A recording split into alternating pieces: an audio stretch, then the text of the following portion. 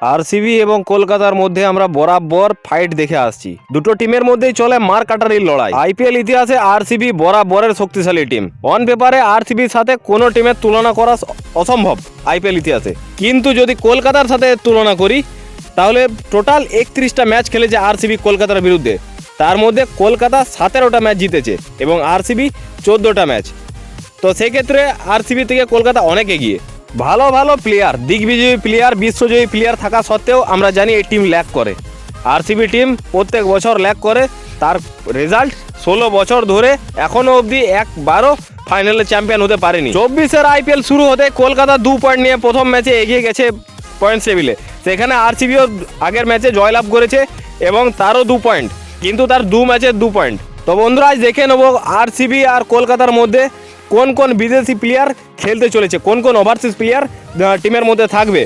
ভিডিওতে আগে যাওয়ার আগে বন্ধু তোমাদের কাছে একটা ছোট্ট রিকোয়েস্ট, যদি ভিডিওতে নতুন হয়ে থাকো বা চ্যানেলে নতুন এসে থাকো তো প্লিজ চ্যানেলটাকে একটা সাবস্ক্রাইব করে দিও আর চ্যানেলের সাথে যুক্ত থেকো।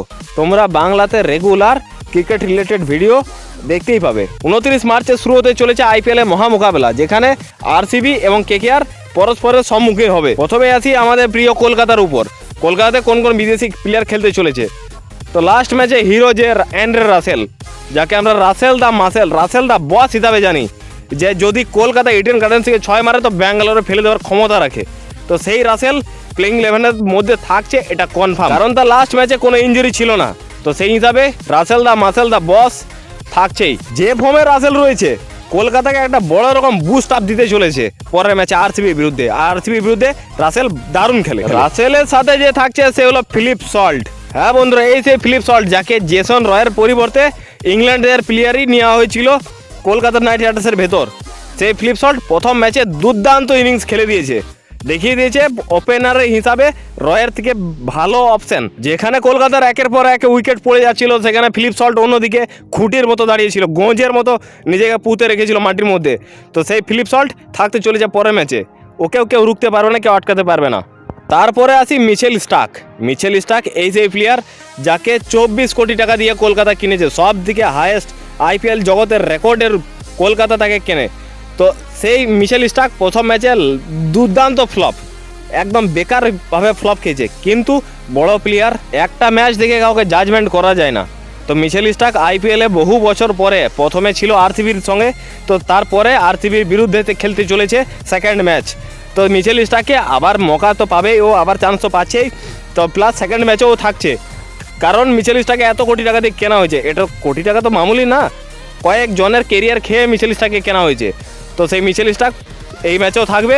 আর এই ম্যাচে মিচেল স্টার্ক আশা করছি যে দুর্দান্ত বোলিং মিচেল স্টার্ক করবে এবং কলকাতায় একটা ভালো জায়গাতে মিচেল স্টার্ক নিয়ে যাবে। সব থেকে বড় প্রবলেম সুনীল নারায়ণকে নিয়ে, কারণ সুনীল নারায়ণ না ব্যাটে না বলে। ব্যাটে আগেরবার রান আউট হয়ে গিয়েছিল, যাই হোক ওটা বাই চান্স ব্যাড লাক। কিন্তু বোলিং ডিপার্টমেন্টে সুনীল নারায়ণ এমন কিছু খাস করতে পারেনি যেটার জন্য সুনীল নারায়ণকে চান্স দেওয়া দরকার পরে ম্যাচে। সেখানে আফগানিস্তানের বোলার মুজিবুর রহমান রয়েছে, প্লাস ইংল্যান্ডের থেকে আগত গেয়াস আর্টিকসন রয়েছে।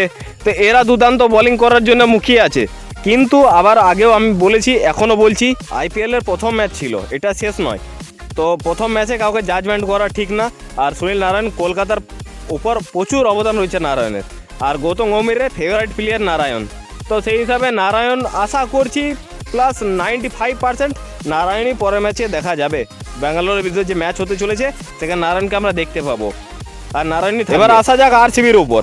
কিন্তু আরসিবিকে আসার আগে একটা কথা বলি, আগের ম্যাচে যদি আরসিবি জিতেছে, বিরাট কোহলি দারুণ খেলেছিল, কিন্তু বিরাট কোহলি যদি প্রথম ম্যাচ ক্যাচটা না মিস করে বিরাট এত দূর ইনিংস খেলতে পারতো না। আরসিবির মিডল অর্ডার কিন্তু সুপার ফ্লপ। আর আরসিবি এই কথাটাকে চিন্তা করে ফরেনসিক ওভারসিজ প্লেয়ারগুলোকে কীভাবে চেঞ্জেস করতে পারে, তো সেটাই এরপর আমরা দেখে নেবো। তো চলো এগিয়ে যাই। প্রথমেই যে থাকবে সেগুলো ফাফ ডু প্লেসিস কি প্লেয়ার, হয়তো প্রথম ম্যাচটাতে বা সেকেন্ড ম্যাচে ফ্লপ খেয়ে গেছে এই আইপিএলে, কিন্তু বরাবর আরসিবির জন্য বা আইপিএলে নিজের কন্ট্রিবিউট করে থাকে।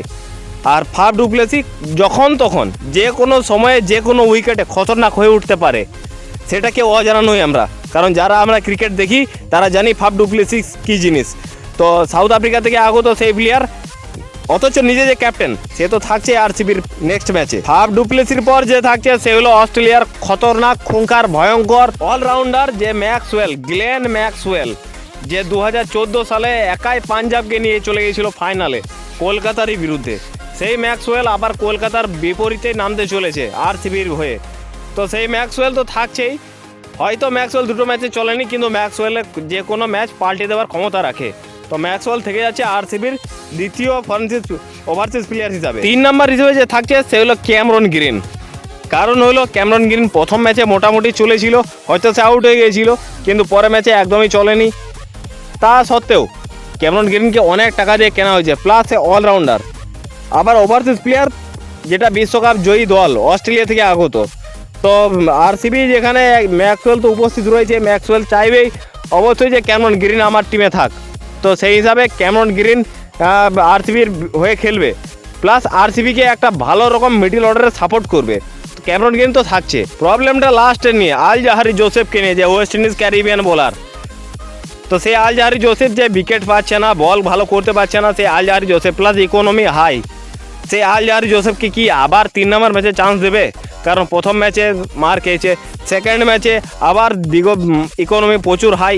পাঞ্জাবের কাছে যদি এরকম মার খেতে পারে তো অন্যান্য টিমের কাছে কি হতে পারে? তো এই হিসাবে চিন্তা রেখে আল জাহারি জোসেফের জায়গাতে কি টম করান বা টফলি, এই দুজনের মধ্যে ইংল্যান্ডের যে কোনো প্লেয়ার একজনকে দেখতে পারে ব্যাঙ্গালোর, না আল জাহারিকে আবার রেখে দেবে?